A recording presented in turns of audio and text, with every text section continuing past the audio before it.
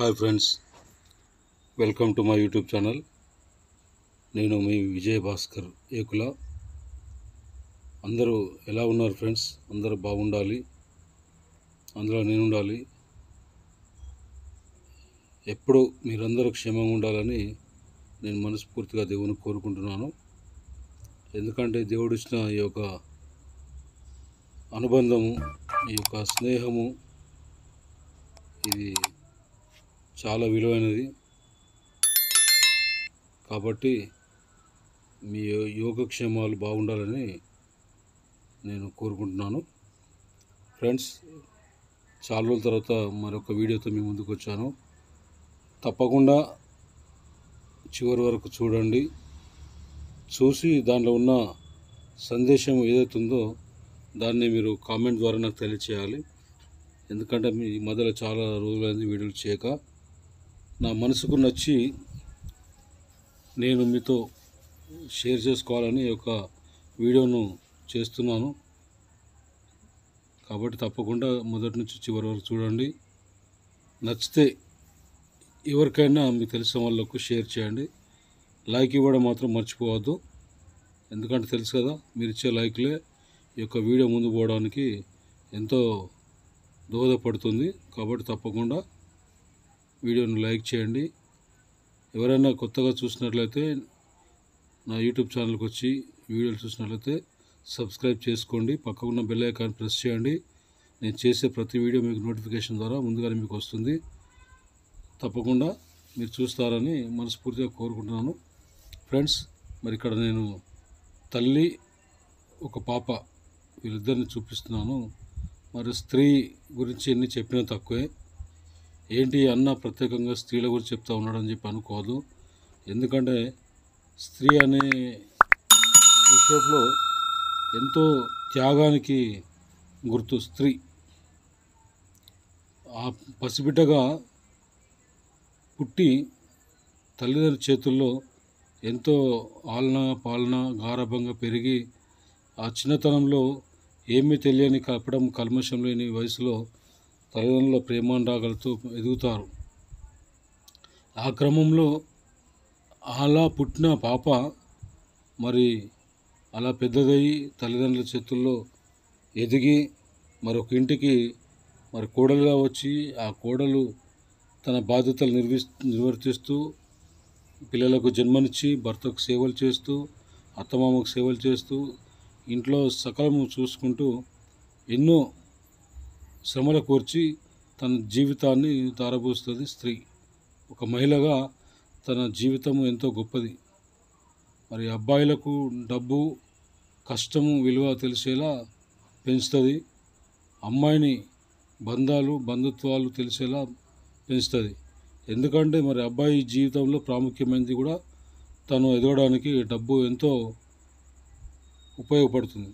మరి ఆ డబ్బు సంపాదించాలంటే తను ఎంత శ్రమ పడాలి, ఏ విధంగా ఉండాలి, తల్లిదండ్రులను ఏ విధంగా చూసుకోవాలి, ఎవరిని చూడాలన్నా ఏం చేయాలన్నా ఒక సంసారానికి, ఒక కుటుంబానికి కావాల్సింది డబ్బు ప్రాధాన్యత. డబ్బే జీవితం కాదు, డబ్బే శాశ్వతం కాదు. బ్రతకడం కోసం డబ్బు సంపాదించాలి. తను కూడా ఒక ఇంటి యజమాని అయినప్పుడు తన కుటుంబ పోషణకు డబ్బు కావాలి. కాబట్టి డబ్బు సంపాదించాలంటే తను చదువుకొని ఉద్యోగం చేస్తే తనకు డబ్బులు వస్తాయి. మరి ఆడపిల్ల కూడా ఒక ఇంటికి ఇస్తే తనకు బంధాలు, బంధుత్వాలు ఏ విధంగా ఉంటాయి, ఏ విధంగా అణగిమెణిగి జీవించాలి, ఏ విధంగా తోటి వాళ్ళతోని కలగలిసి జీవించాలి, ఏ విధంగా వాళ్ళతోని ప్రేమానురాగాలు పంచుకోవాలి అనేది అమ్మాయిలకు చిన్నప్పటి నుండి వాళ్ళు నేర్పిస్తూ ఉంటారు.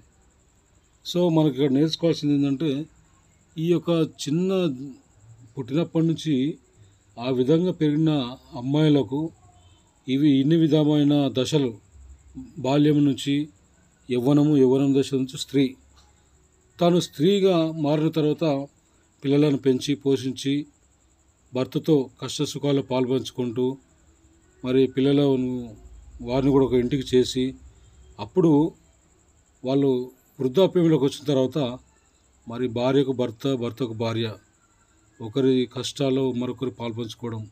ఏదో అప్పుడు ఉన్నాం కదా, ప్రేమలు వేరు ఇప్పుడు ప్రేమలు వేరు అంటే అది కుదరదు, తప్పు అది.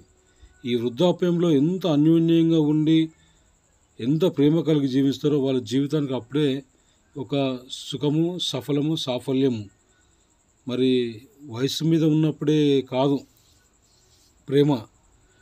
వృద్ధాప్యంలో వచ్చినప్పుడు ఒకరినొకరు గౌరవించుకుంటూ, ఒకరినొకరు ప్రేమించుకొని, ఒకరి కష్టాలలో ఒకరు ఉంటూ మరి అనారోగ్యం వచ్చినా, ఆపద వచ్చినా నన్ను ఇలా అన్నావు అలా అన్నావు అని చెప్పి కాకుండా ఒకరికొకరు అన్యోన్యంగా జీవించి ఒకరినొకరు అర్థం చేసుకొని వృద్ధాప్యంలో కలిసి ఉండడమే నిజమైన ప్రేమ. అప్పుడున్న అందం ఇప్పుడు లేదు కదా, ఇప్పుడున్న బలము ఇప్పుడు లేదు కదా అనేది తీసిపడేయకూడదు. భర్త అయినా భార్యను తీసిపడద్దు, భార్య అయినా భర్తను తీసిపడద్దు. చివరి వరకు వాళ్ళు కలకాలం ఒకరికొకరము, మేము ఇద్దరము అన్నట్టు జీవిస్తేనే వాళ్ళ జీవితాలకు అర్థము, పరమార్థము. కాబట్టి భార్య లేని లోటు భర్తకు, భర్త లేని లోటు భార్యకు తెలియాలంటే వాళ్ళు ఉన్న అనురాగాలు, అనుబంధాలు, ఆ ప్రేమలు, మాధుర్యాలు, మధురమైన జీవితము వృద్ధాప్యంలోనే తెలుస్తుంది. ఎంతసేపు కుటుంబ భారం పడ్డప్పుడు అప్పుడు ఏమీ తెలియదు, కుటుంబ పోషణ కోసం కష్టపడతాం. కానీ ఎప్పుడైతే పిల్లల పెళ్ళిళ్ళు చేస్తామో వృద్ధాప్యం మీదకి వస్తుందో అప్పుడు ఆ యొక్క బాధలు బరువులు తీరిపోయి మళ్ళీ భార్యాభర్తలు ఒక అండర్స్టాండింగ్ వచ్చి ఒకరి కష్టాల్లో ఒకరు పాలుపంచుకుంటూ ఒకరికొకరు చేదోడు బాదులుగా ఉంటూ వాళ్ళు వాళ్ళ జీవితకాలాన్ని కొనసాగిస్తారు.